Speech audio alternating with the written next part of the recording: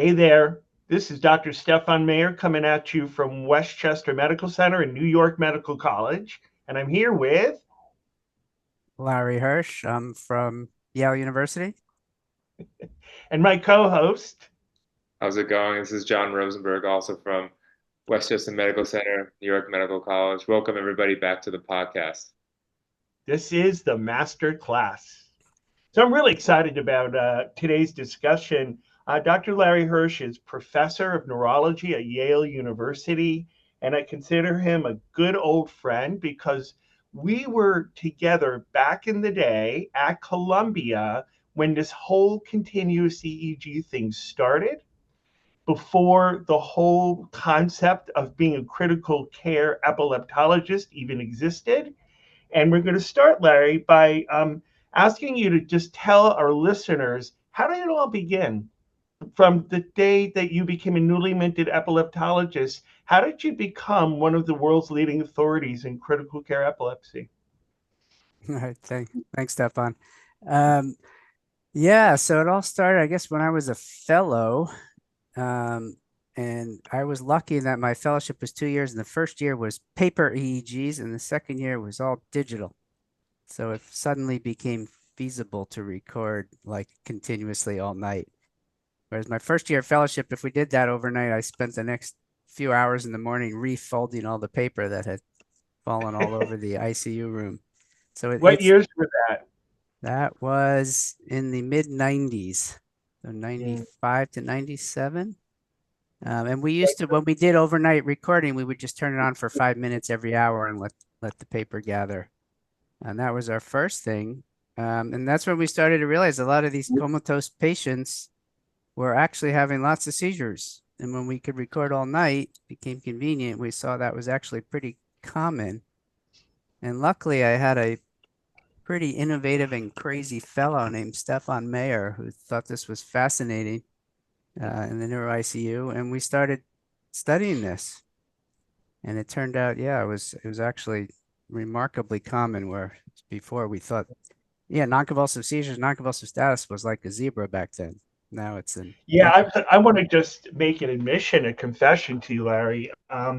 When Ron Emerson, who was a neurophysiologist at Columbia at the time, first wheeled in the first digital EEG machine, he said, "Hey, I want to hook this up," and he also wanted to hook up BAERs, brainstem auditory evoked potentials, and it was all new. And I said, like, what the heck? I mean, sure, it's harmless, right?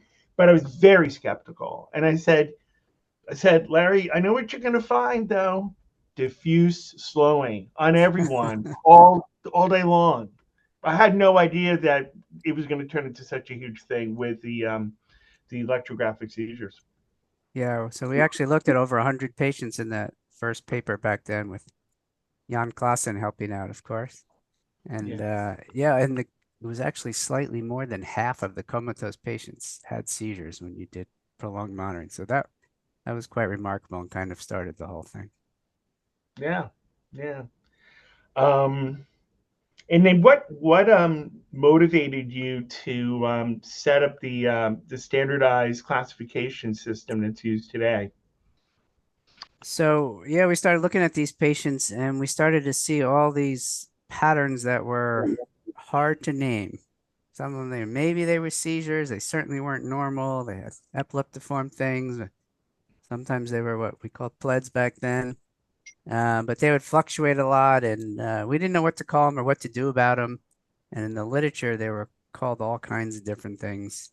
So the first thing you have to do to study anything is to be able to give it a name and make sure you're talking about the same thing. So we did that and started with like 8 of us over dinner trying to come up with names to give these things. And gradually, mostly with the American Clinical Neurophysiology Society, it blossomed into first research terminology and then eventually clinical guidelines and what to call these patterns. And it gradually expanded until now there's, I don't know, 30 or 40 authors from lots of countries and several continents agreeing on what to call these patterns and starting to study them.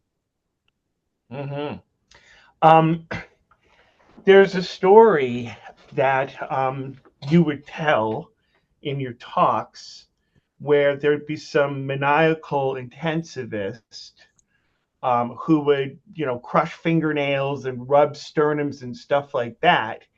And you notice that the EEG during the period of stimulation would start to change, and you'd start to see periodic rhythmic or ictal brainwave activity that seemed to be triggered by the noxious stimulus. Can you tell everyone that story and how serpids came to be? Yeah, well, that's pretty much exactly how it happened. And again, this one was another technology advance where we suddenly could record digital videos. We had continuous video on all these patients.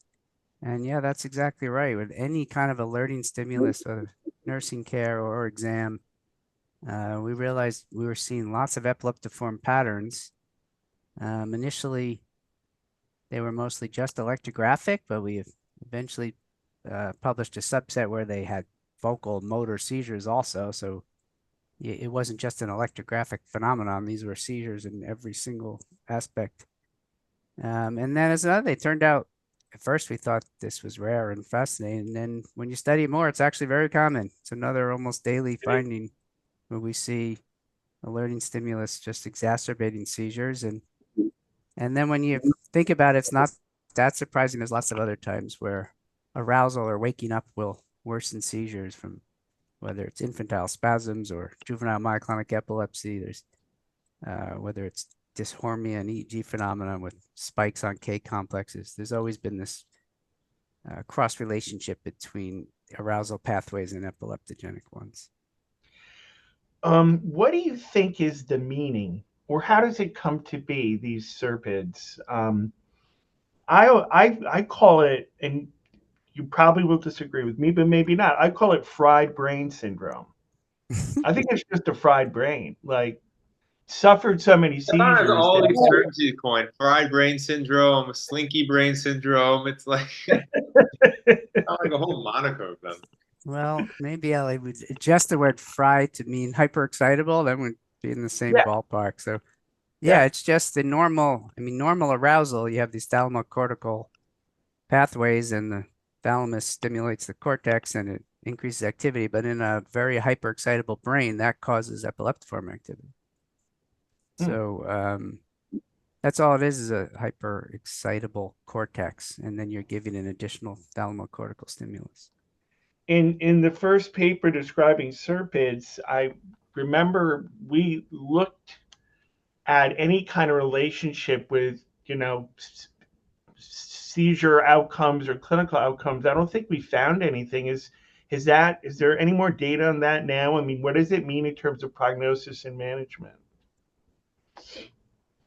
To me, it's basically an in-between thing. It's much better than having an unreactive EEG, but it's worse than having a reactive EEG without serpids. Yeah. So it's kind of an in-between thing. It depends exactly what your control group is and whether it looks like worse prognosis or better. Yeah. So our listeners may not know this fact as well, but Larry always loved acronyms, and he's always coming up with these kind of cool acronyms. There's probably a lot you coined that I don't know or forgot, but one of them is the IIC, the ictal interictal continuum. And that was another discovery that you, or I guess you and others, made. Tell us the story about how that concept arose. Yeah, well, first correction, that was not me as the first one. Actually, Okay. I think it was Bern Pullman Eden was the first one, referring to pleds and explaining that they're on an ictal interictal continuum. So I definitely was not the first to use that term. So yeah, again, it's back to those equivocal patterns where we figured out what to call them. And we were able to study them because we were calling them the same thing. But you could lump a bunch of them together in these highly epileptiform, don't make it to definite seizures. And we don't know what to do with them in any given individual. So those all kind of got lumped on this. First, it was just a concept. There is an ictal interictal continuum, both these equivocal patterns. And then we see patients where, as you treat their definite status, they gradually improve. And for a long time, they're in the in-between state, and then clearly they're interictal, and it's all a very gradual change, showing it's all on a continuum. It goes the other direction sometimes too, where someone just has frequent spikes and then they become periodic and then they get faster, and eventually it's clearly electrographic seizures. So for the ones that didn't make it to definite status, we kind of lumped all those patterns into this IIC. And again, people started using it in various ways. And it wasn't until the 2021 version of the ACNS terminology that it was actually defined in a consensus manner. But it still includes a lot. I mean, it's a range from, can be as slow as 0.5 hertz if you also have plus modifier and fluctuation, and up to, just under 2.5 hertz. So. Yeah, it's still a grab bag, and it's not necessarily appropriate to study all of it as one thing. But it does clinically, it's the kind of thing you want to think about treating or think about doing a diagnostic IV medication trial. One of my favorite tricks when I see something that's on the spectrum or the border, right, IIC, is to do perfusion scanning to try to see, for instance, if there's PEDs that don't really fluctuate, but they seem a little fast coming from one hemisphere. Sometimes you can do a perfusion scan. You'll say, wow, that whole temporal lobe looks really hyperemic. Have you had that experience as well? And what do you think is the potential role of kind of doing, you're really imaging the CBF increase that's coupled to a big increase in metabolism? What do you think about all that? Right. Yeah, you can definitely do that and figure out if there's increased blood flow with your pattern. And there's some really nice studies showing that is the case with periodic discharge. That's often the case. And there's actually some nice PET studies showing it's linear related to the frequency.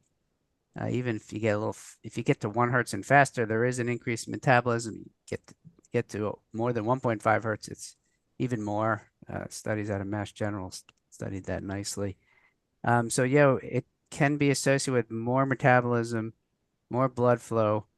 The only thing missing from all that is whether that brain can compensate for that, or if there's actually neuronal injury happening because of that. And that's tough to tell unless you also have invasive monitoring going on. So you can see if tissue oxygen's dropping or lactate pruvate's going up, that kind of thing. And without that, yeah, it's a stress on the brain, but whether the brain can handle it or not, I think can be hard to tell. Yeah. But I do know it's been shown that the faster the discharges are, like over 2.5 hertz, there's definitely a kind of linear relationship with brain tissue hypoxia. Yeah, right. Even so, I use 2 hertz as the cutoff for anything that's sustaining 2 hertz or more. I'm very worried is potentially causing neuronal injury, especially in acute brain injury. And yeah, a lot of that comes out of the invasive monitoring showing brain tissue hypoxemia. Once you get around 2 hertz is clearly dropping, and by 2.5 it was significant. That's from the Columbia data. Mm-hmm. So I think we're going to switch gears. John, you want to? Sure. So you have a question for Dr. Hirsch? Sure. So why don't we talk, just for our listeners, why don't we talk a little bit about, we'll just jump right into superrefractory status and then get into Norse. I think it's a topic we're all familiar treating with. We've all, I think lectured about to learners and trainees. And then we've all, I think we give lectures about it, and then we all struggle within the management of it.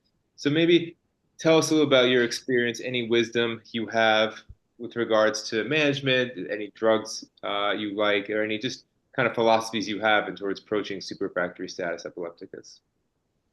Sure. We'll start with medium refractory. So one things I like to say that people don't usually or don't always know, at least. One of them is don't forget about B6 or pyridoxine. There was a prior study back in 2016 that showed like something like 80 or 90% of patients in status were B6 deficient, and that's not good for status because then you can't turn your glutamate into GABA because your GAD uses B6 as a coenzyme. So we thought this was crazy. How could everybody be deficient? So actually Cleo Rabinos at University of North Carolina led a study that we published in Neurocritical Care and found the exact same thing in a bunch of patients with status. Like 80% of them were majorly deficient. So we haven't proven that replacing that helps, but it's so benign. And so we always check it and usually give it. We don't wait for the results. So that's one thing. The other is using anesthetic drips. It's crucial that you keep bolusing till status stops. Sometimes I see people just put them on a drip, and that's not going to do it. It's the maintenance drip is to keep them out of it. It's not going to break it in a timely fashion. You have to keep giving boluses till it stops first. And then about which drip, I wish I knew. Midazolam and propofol are both great acutely. For longer term, I tend to prefer midazolam. I think it's a little safer. And then fairly commonly we throw on ketamine. And when we do that, almost always keep some midazolam on board. Theoretically, at least they're synergistic. Yeah, and then once you get into the super refractory, then it depends more on the etiology.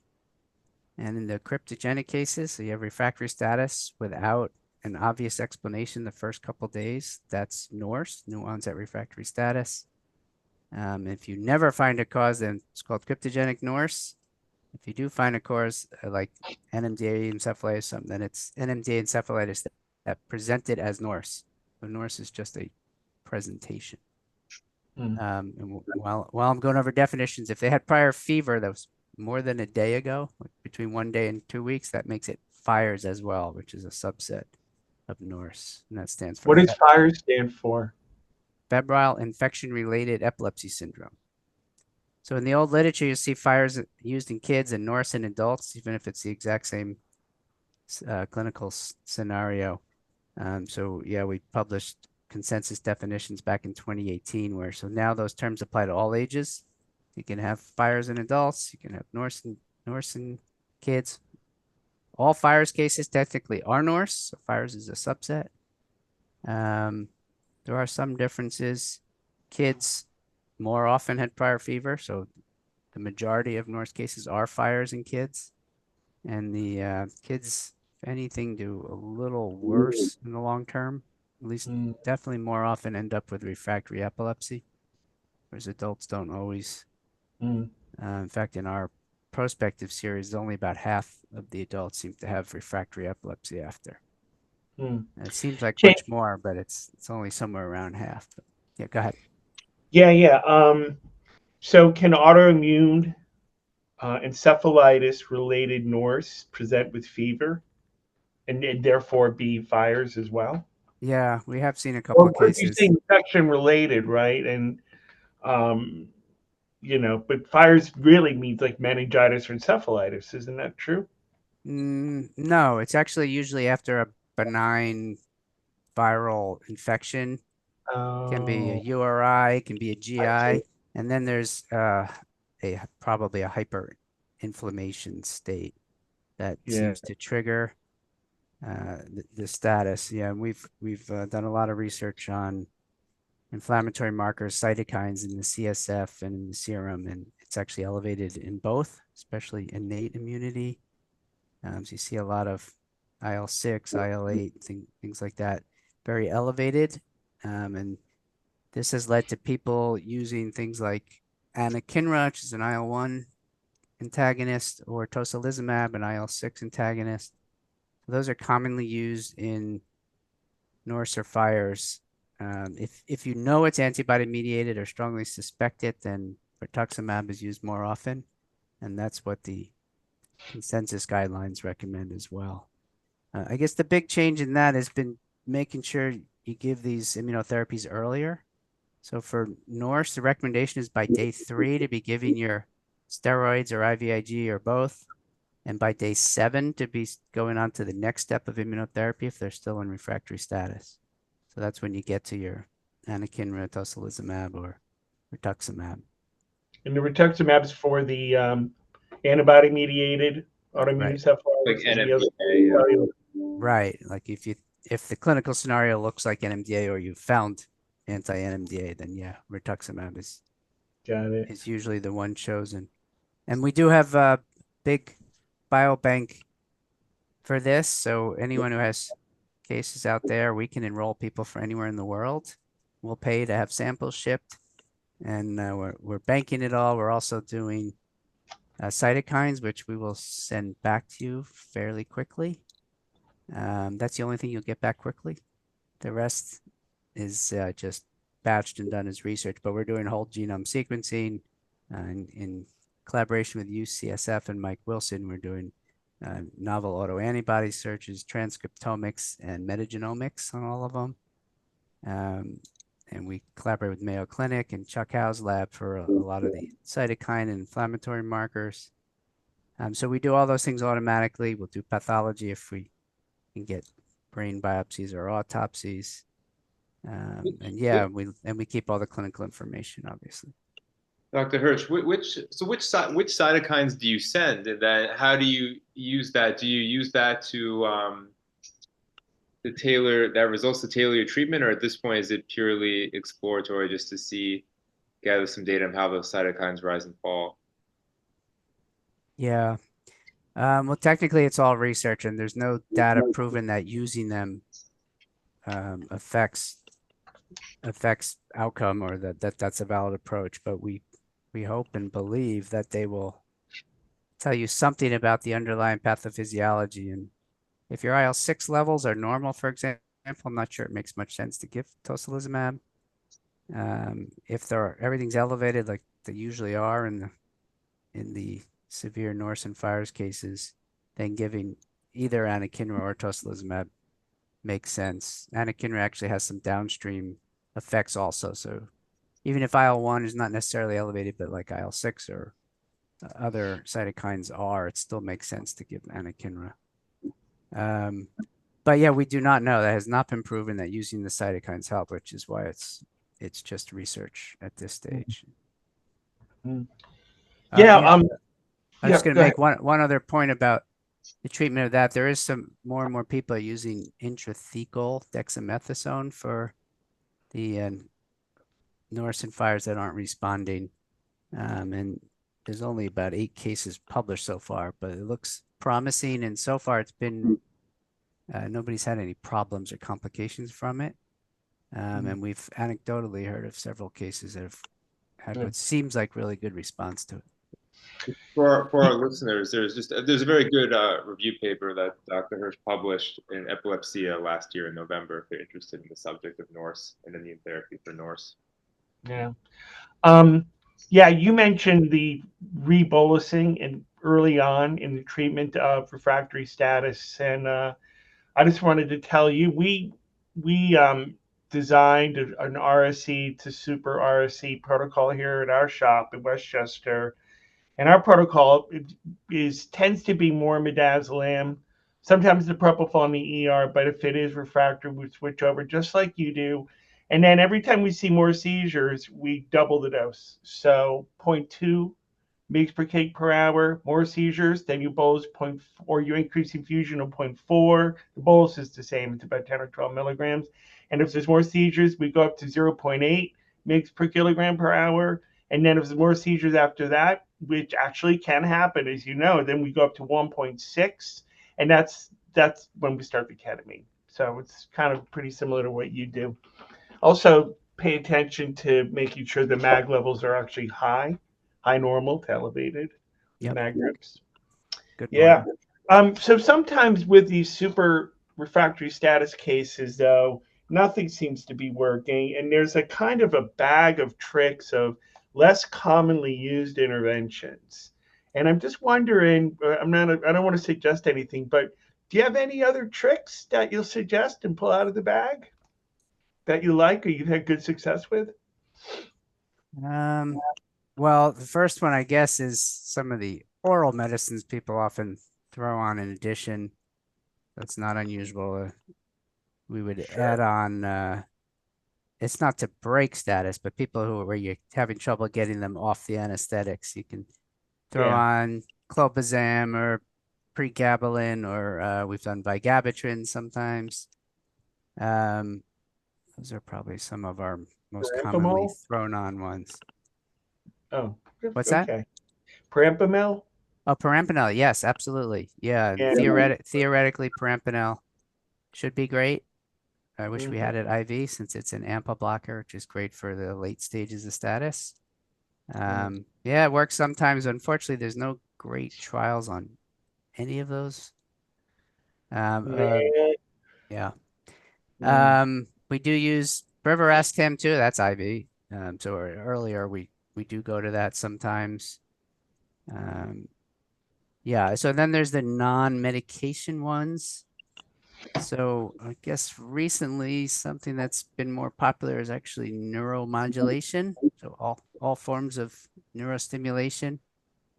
So you can stick to the approved ones. So vagus nerve stimulator, deep brain stimulation, even a case or two of responsive neurostimulator if you have a focus. Speaking of that, if you have a clear focus, surgery is still an option. Mm-hmm. The majority of our cases don't seem to have a clear single focus, but if you do, that's a great option. We had a kid, Larry, who had kindled multiple sites of his brain in both hemispheres, but we had good reason to believe because of the way he presented that one of them was the primary cause, and then he kind of triggered new fires in other spots of the brain. He was like on anesthetics. I think it was like 2 months, and it was some dysplastic cortex, and we just took him to surgery. We actually stereoed him, and we just made a guess and just took out what we thought might be the primary thing, and it cured him. It was amazing. Nice. Yeah, there's crazy stories. The other one that was amazing was we had a really bad super refractory lady once who was pregnant. And we did the whole Medaz ketamine, and the OBGYNs walk in and they do what they call biophysical profile. They ultrasound the baby. Baby's not moving. They're like, that's it. We're going in. She was quite pregnant, near term. And they did like a C-section right there in the neuro ICU. And it was really classic because the nurse manager at the time said, "You can't do this." And they just turn around to her and say, "Watch." And they did it. That was awesome. And then the most amazing thing, baby goes out, seizures totally stop, Wow. like immediately. She was extubated in a day. It was crazy. We'll have to add So, delivery to our status protocol. yeah, right. And ketogenic diets and electroconvulsive therapy. Yeah. You ever use those? Oh, good point. I forgot to mention ketogenic diet. That's another one we do use for the super refractory cases, including the Norsen Fires one. Yeah, the other, we are doing some transcranial direct current stimulation. That's still in research trials, but there's some series out there of that helping. That's very benign. And I think there's a French trial of some TTM, so mild hypothermia, that was positive. John, do you remember? I think. Well, I do. the I did big, look at it. We did discuss this trial, but I can remember. I don't remember enough to comment on something that's going to be on air. But I did read it. I just feel bad. I can't remember the exact. But I know it's not standard of care. there Yeah. was a big trial of TTM for status in the New England Journal years ago now. That was negative That's the trial. one. That was Oh, a that one was negative negative. trial. Yeah. Yeah, that's right. Legriel, Yes. hypothermia for neuroprotection, convulsive status, not associated with better 90-day outcomes. Yeah. Well, I that's believe. why we don't do it. Did you have seizure reduction in that? Better seizure reduction, but no improvement in outcomes. Was that the? I think, yeah, the rate of progression to EEG confirmed status on the first day was lower in a hypothermia group, Yeah. 11% versus 22%, P 0.009, but no significant differences in secondary outcomes like functional It's kind of the outcomes. classic for anything we apply hypothermia to. It's kind of the classic thing. Makes the ICP better, makes the seizures better, doesn't improve the Yeah. outcome. Yeah. To really stop seizures, you need to get pretty cold. Yeah.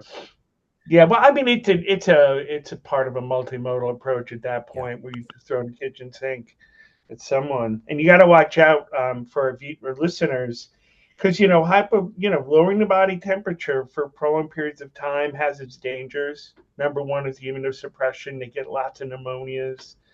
and a variety of other metabolic abnormalities, of course, like the hyperglycemia, hypokalemia, and all that good stuff. Right. So we wanted to wrap up by asking you where you think the field's going, and what's the future. I'll say one thing about the EEG monitoring is it's right now a lot of places can't do it. So I think one of the big advances is there's more and more devices coming out that will let you get rapid EEG, like in emergency rooms anywhere. They're a little expensive right now, but I think that's going to be a big difference. So we'll be able to diagnose it much more often and much earlier. And the earlier you diagnose it, the much easier it is to treat. I think that will be a big advance. You can't talk about advances in medicine without mentioning artificial intelligence. So at least one of those devices already comes with built-in AI-based algorithm that is FDA cleared for diagnosing non-convulsive status epilepticus. So that is already out there, and there's studies showing now that computers can read EEGs on not ICU, on healthy awake patients, can identify epileptiform discharges probably as well as human experts or any single human expert.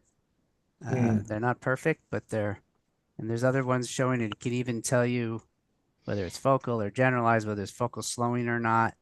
So they're really getting close to approaching human level. Just in the epilepsy world, we're also getting these prolonged implanted devices, including subcutaneous EEG things that you can leave in for months or years. So Sorry, that's coming. subcutaneous? Yeah, subcutaneous, subgaleal, It's still subscalp. extracranial. Oh, yeah. Yeah, And they're he's still walking extracranial. And the other thing we'll see more and more of is the invasive monitoring of invasive EEG in the ICU. There's been several studies on that, including going back a while now, where it turns out if you just put a single depth electrode in just through the cortex, you will see seizures a lot more often than you do on the scalp. It hasn't made it to prime time yet, but we're going to see more and more research on that. And there are some series out there comparing scalp and depth. And it does show a lot of interesting things, including sometimes during rhythmic delta on the scalp, you'll see prominent periodic epileptiform discharges on the depth. And more often, you'll see just seizures in the depth with no hint of it on the scalp. And we don't know exactly how aggressive we have to be on those.